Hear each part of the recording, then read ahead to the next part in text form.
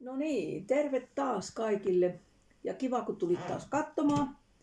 Tänään on nyt meillä suunnitelmat muuttunut. Meidän piti periaatteessa ensin mennä vähän retkelle, mutta siinä tuli pientä elämä, nämä palaset vaan liikkuu, mutta me mennään joku toinen kerta, eikä ihan välttämättä en uskalla luota, että mikä päivä se on, mutta kyllä se tulee. No, kun ei kerran mennä retkelle, niin ei mennyt myöskään kauppaan. Elikkä minä kokosin nyt sellaisia asioita, mitä mä ajattelin, että tänään tehdään ruokana ja käytetään sitten sellaisia asioita, mitä mulla on tuolla kaapissa ollut ja sitten vähän sellaisiakin, mitkä on pakko käyttää, ettei ne mene pilalle. Jälkiruoksi mä ajattelin, joka me täytyy aloittaakin ekana, en ole pitkiin aikoihin tehnyt yhtä mun herkkujälkiruokaa, mistä mulla on sellainen äärettömän ihana muisto ihan sieltä lapsuuden alkuajoilta, että olen ollut varmaan ihan vähän vaille 6-ikäinen. Että muistan, että se oli kesä ja luultavasti niin kuin tässä laskeskeltiin, niin varmaan vuonna 1963. Että koulussa en ole ollut vielä. Me tehdään, kun mulla oli täällä muutama appelsiini ja nekin on sellaisia, mitkä joutuu käyttämään nyt pois, koska rupeaa olemaan kanssa jo vähän niin kuin sillai, se käyttöaika niin kuin siinä viimeisillä päivillä, niin tehdään appelsiiniriisiä.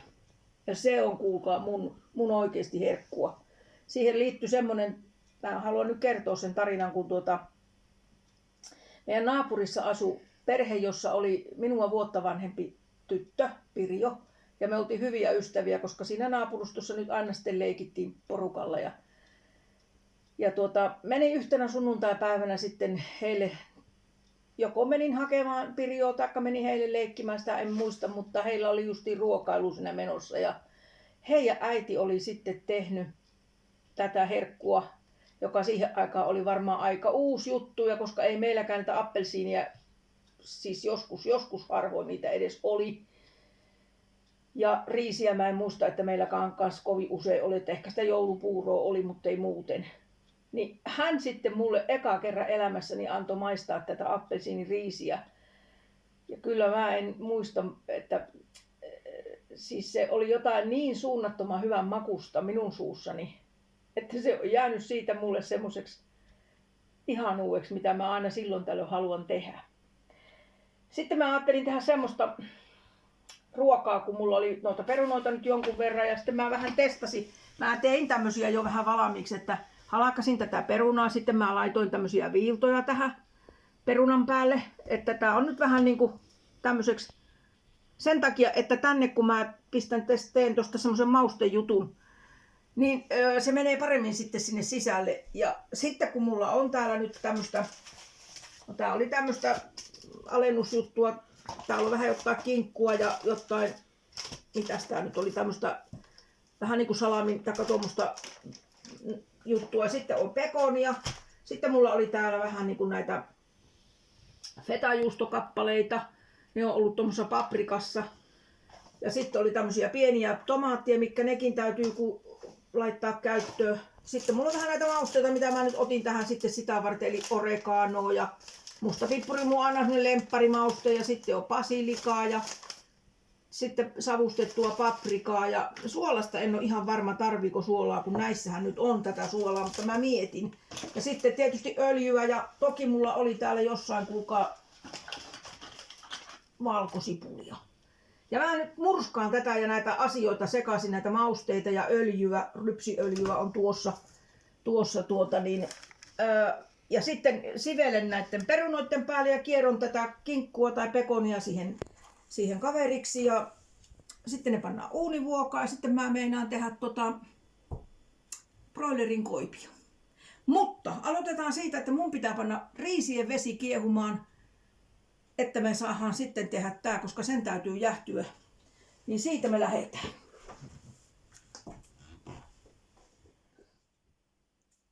Tässä on nyt vettä, semmonen 4 desilitraa.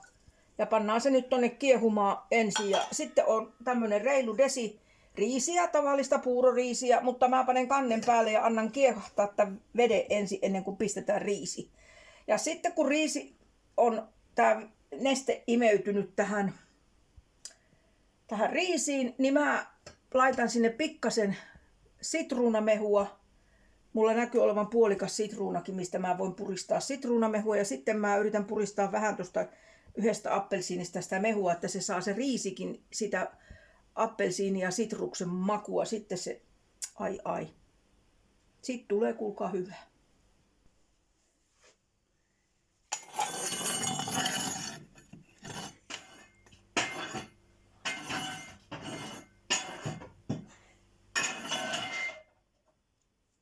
No niin, nyt mä näytän tässä tätä, mitenkä mä tätä perunaa niin kuin ajattelin pilkkoa ja leikkoa.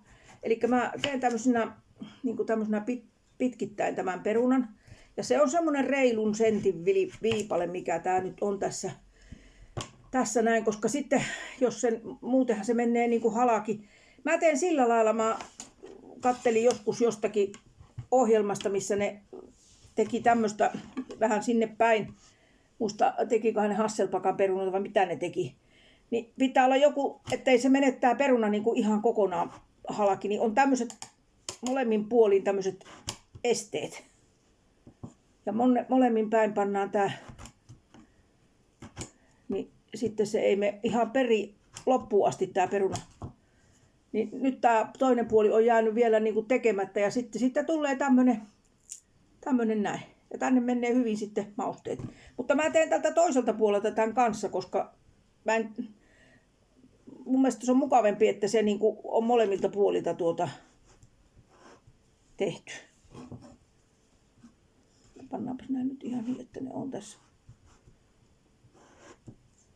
Joo, ja nyt sitten tää on niinku täältä kanssa, niin sitten tänne menee hyvin tää mauste. Ja mä panen tänne ja mä teen kaikki nämä nyt samalla tavalla sitten.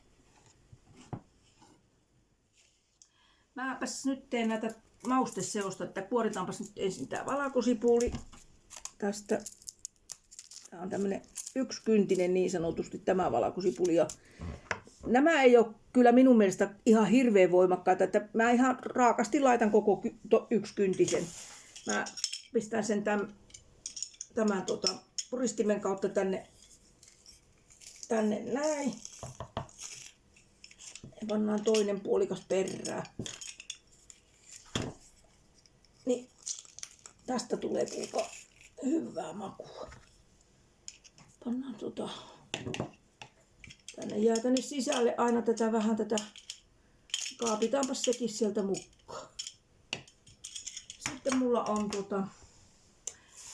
jossakin pikkuinen lusikka, niin mä pistän nyt ensin tästä. En kyllä ole varma yhtään tästä mausteseoksen mausta, mutta kokeilemme. Tässä oli tätä oreganoa, sitä menee tämmönen niin teelusikan verran. Ja sitten tätä basilikaa. Basilikan mausta mä tykkään ihan hirveästi. Että se on niin kuin kaikessa vähän mun lempparimakuja, että pannaan oikein reilu teelusikka. Sitten on tätä paprikaa, savustettu paprika. Tää on oikeasti aika hyvä mauste tää savupaprika, koska tässä on semmonen tosi oikein semmonen, tää tuoksuukin savustetulle. Tämä on hyvää. Pannaan sitäkin tämmönen ihan kunnon teelusikka. Sitten on mustapippuria. No, kyllä se sitäkin täytyy tää teelusikka laittaa tänne, että saadaan vähän näitä.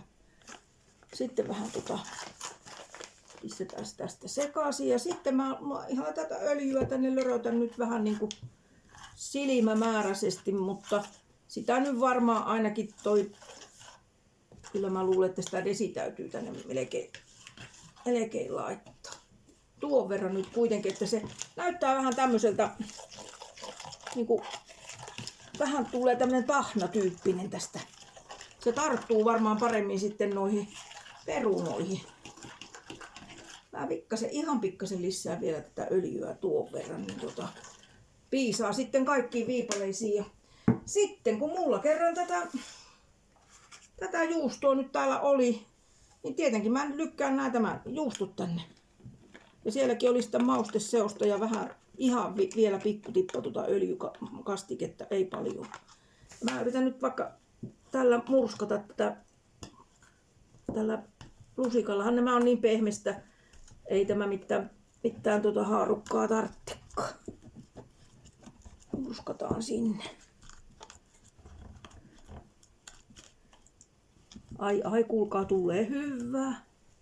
Toivon mukaan. Ja sekoitetaan sekaisin. Nämäkin.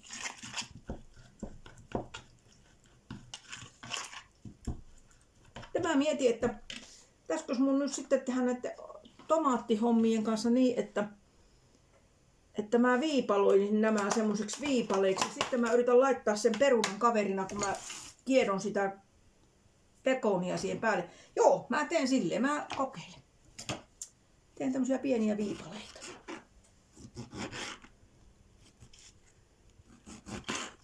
Ja nämä laitetaan sitten vasta siihen perunan päälle.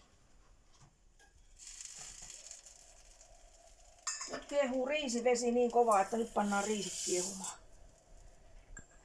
Se on siellä.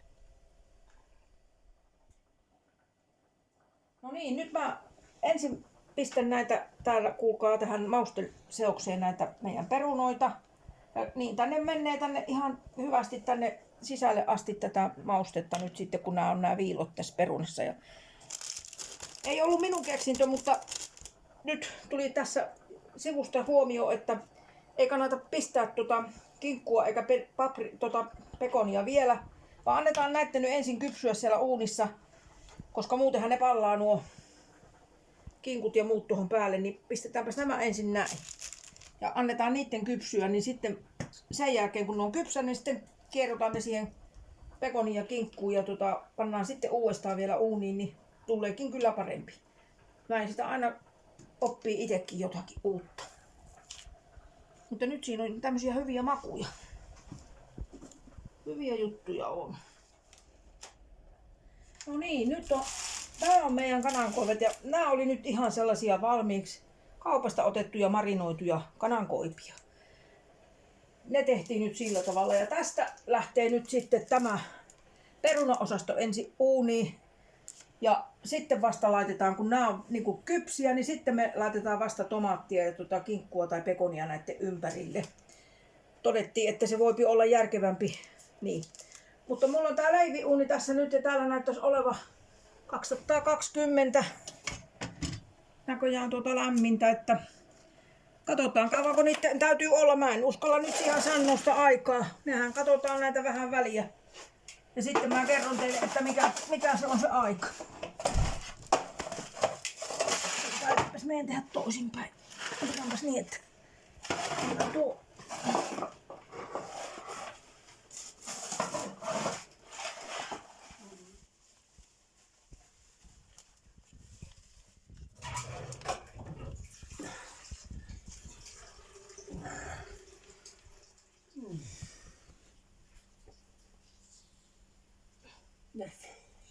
On ihan tuoretta. En minä. Mä tässä nyt on puristanut sitruunaa ja yhden appelsiinin mehun. Ja tämä sitten laitetaan vielä tonne antamaan makua siihen riisiin, kun riisien vesi on nyt niinku kiehunut loppuun. Niin mä laitan tästä nyt vähän niinku nestettä ja mä yritän saada täältä nyt noin sitruunan siemenet pois. Olikos täällä missään siemeniä?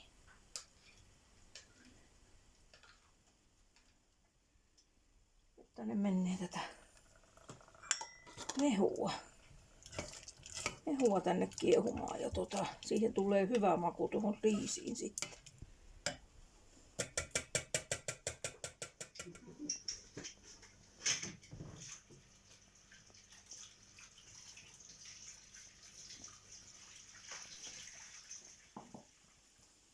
Mä rupean kääntämään nyt nämä perunat toisinpäin, niin ne saa niin molemmilta puolilta nyt sitten vähän niin kuin paistua paremmin. Ei se haittaa, vaikka nämä vähän hajoaa tässä, kun toi kinkku ja pekoni sitten tavallaan sitoo näitä taas vastaavasti paremmin. Ja sitä suolaa mä en näihin nyt lisännyt ihan siitä syystä, koska fetajuusto on suolainen ja kinkku ja pekoni on suolaisia, niin ei tule sitten niistä perunoista ihan liian suolaisia. Mutta jos joku tykkää, niin saa laittaa. Minä en nyt laittanut. Mä käänsin tämän pellinkin muuten kerran niinku peltinä tuolla uunissa, kun leiviuuni on vähän semmonen, että se ei ihan tasainen ole joka kohdasta, niin sen takia käänsin peltiäkin kerran. Ja nyt käännetään nämä perunat. Mikä te oli? Mulla oli nyt täällä riisi jäähtymässä, kuulkaa ihan täällä, pistin tänne kun on talvi, niin lumihangessa tälleen ja nythän tää on hyvin jäähtynyt ja kattokaa miten kauniin keltaista, kun täällä on se appelsiini ja niin sitruunaakin vähäsen, niin nyt on kuin hyvä väri. Otetaan lumet pois reunalta. Mä vatkaan tähän nyt purkilliseen kuohukermaan ja mulla ei ollut itellä vaniljatankoa, mutta mulla on vaniljasokeria ja hienoa sokeria mä laitan tähän sitten, kun on vatkannut tämän kermavauhun. Mutta tää taas pitää sitä ääntä, niin katkaistaan sitten, kun niin rupeaa kuuluu pahalta.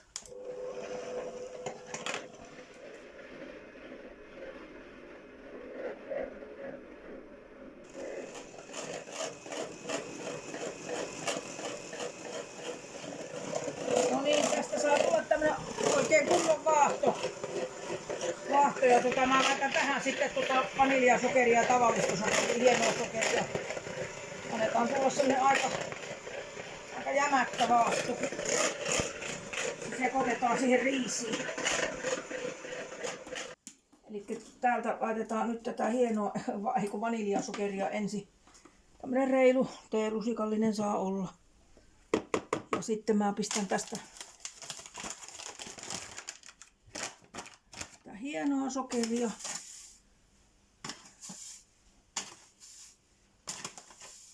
Ainakin tuo 5 teelusikkaa.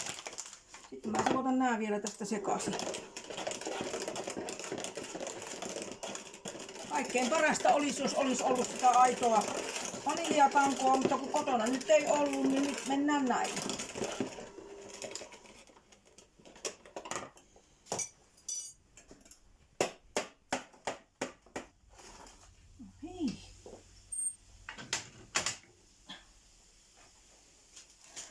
Annan näitten nyt hetken aikaa tässä jähtyä, että mä kärsin kääriä siihen sitten sen kinkun pintaa ja ton pekonin.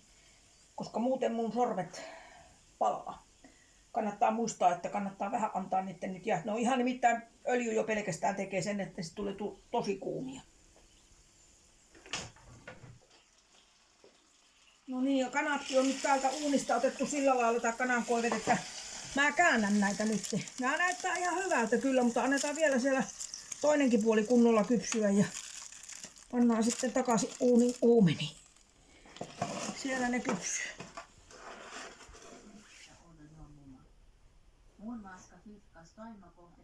No niin, ja nyt mä pienin näitä appelsiineja, että mä saan sitten tuohon riisin joukkoon. Mä otan näistä tällä tavalla nämä kuoret pois, niin saadaan toi appelsiiniliha nätisti näkyviin sieltä, eikä tuu sitä valkoista osaa, koska se on sitten kitkerää. Ei sitä siellä kukaan halua syödä.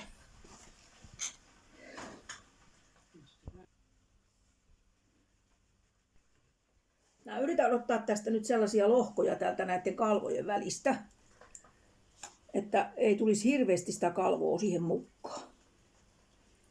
Katsotaan, miten hyvin mä nyt tässä sitten onnistun.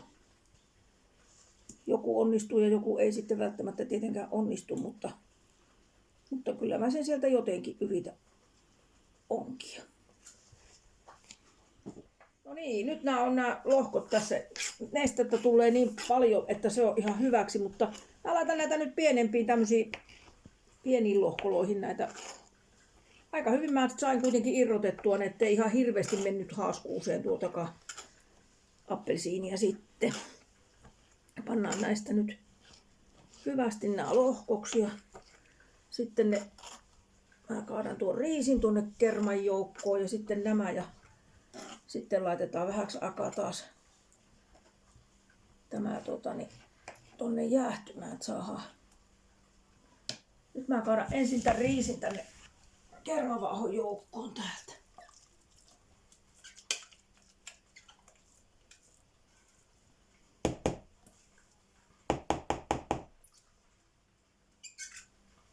Siellä on riisit.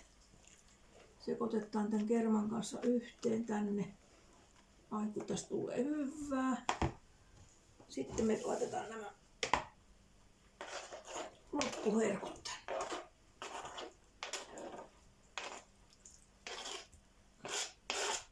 Tää olisi varmaan ihan kuulkaa semmonen keväinen muutenkin tämä jälkiruoka, kun tää on tämmönen kauniin keltainen. Täältä näytän teille, miten täältä tulee aika snamin näköistä herkkua. Se hyvä puoli on, kun on kokki tai ruoanlaittaja osastossa, niin se saa aina maistaa. Tämä maistaa. Tai just sitä, mitä vaan. Tai just sitä. Nami, nami, nami, nami. Teidän kannattaa tehdä tätä. Ihan oikeesti. Tää on hyvää. Noniin, nyt nää on kyllä sen verran jähtynyt, että näitä kärsii käsitellä. Nyt mä teen niin, että mä laittelen näitä nyt ensin näitä tomaatteja, viipaleita tänne näiden perunoiden päälle, että mä tiedän vähän, että kuinka paljon näitä tulee. Kuinka moneen niitä nyt sitten piisaa välttämättä. Ehkä ei ihan kaikkiin riitä, mutta se mihinkä riittää, niin riittää. Että mä käännän noita nyt vähän noin päin, niin pysyy helpommin Mä laitan sitten niitä pekonia kinkkua päälle. Ensin käytetään nämä muut vanhat kinkut, mitkä on jotain ilmakuivattua kinkkua, mikä tässä ale-hommassa oli, niin käytetään nämä nyt tuohon ensin ja katsotaan, miten pitkälle niistä päästään. Eli nyt mä vaan otan tämmösen kätteen tästä ja yritän saada sen pysymään mahdollisimman hyvin koossa. Mä käärin tätä kinkkua tähän ympärille. On tää vähän tämmöstä vaikeeta. Enää kinkukkaan nyt on niin hääviä. Mutta siihen ne nyt pistetään kumminkin. Pannaan tuohon pienempään. Riittää tuo pienempi. Tuolla on tommonen vähän. Mäpäs otan siitä vähän leveämmän palasen. No nyt mä laitan tätä pekonia, kun tää on helpompaa kääriäkin kuin toi kinkku. Näistä tulee nyt vähän eri makuisia toisista kuin toisista ja sehän on hyvä vaan. Eri maku. Nämä tulee tälläkin tavalla. Ihan näppärästi. Saadaan toi tomaatti sinne piiloon ja se pysyy siellä.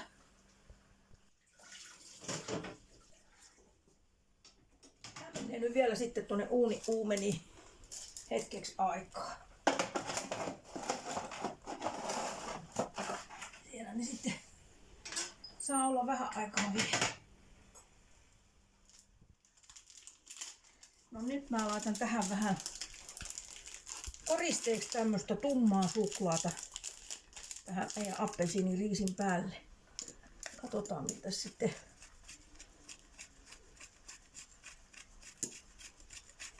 Pikkasen tälleen. Ei sitä paljon tarvitse siihen laittaakaan. Vähän laitetaan.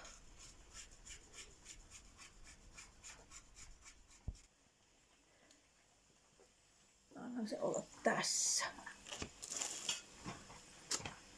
Laitan tuohon vielä tommosen toisenkin. Sitten mä otan täältä.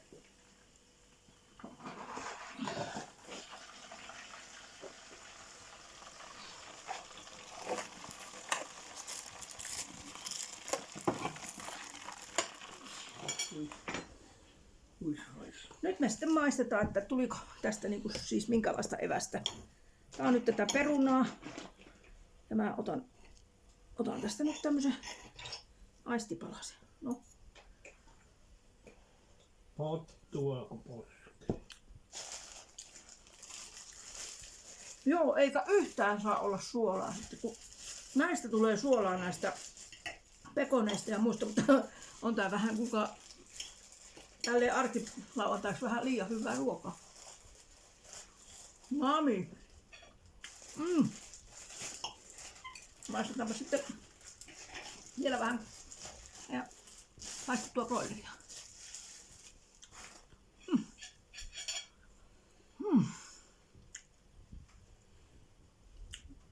Tää on hyvä.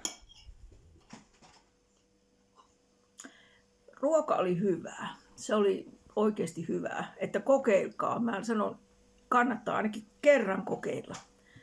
Se, että me nyt ei sinne reissuun lähdetty retkelle mihinkään, niin nyt ei harmita kyllä yhtään. Mutta jos joku siellä nyt harmittelee, niin me tehdään se retkipäivä jonakin päivänä. Nyt syötiin näitä, mitä jääkaapista löytyi, mitä vähän tuunattiin. Ja nyt mulla on tässä tämä meidän ihana jälkkäri. Appelsiiniriisi ja siihen me pistettiin vähän pikkasen tämmöistä herkkua, vähän raastettiin suklaata pinnalle. Mä maistan nyt, onko tää edelleen yhtä hyvää.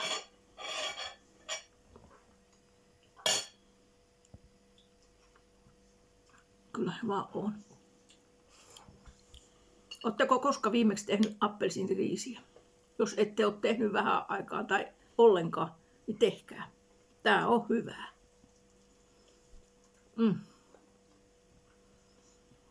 Kannattaa miettiä, jos jollain muullakin on jossain lapsuudesta joku mielikuvaresepti tai joku maku tai muisto, niin kaivakaa niitä joskus esille ja tehkää jotakin semmoista, mikä siellä on ollut teillä itsellä. Tämä on nyt se minun lapsuudesta oleva muisto. Ja hyvä muisto tämä on. Maistuu hyvälle. Mutta kiitos kun olit mukana. Teet taas samalla lailla, että tykkäile ja jaa ja tilaa, jos et ole vielä tilannut. Ja me taas jatketaan. Seuraavalla kerralla hajottaen. En tiedä, mutta jotakin. Moi moi!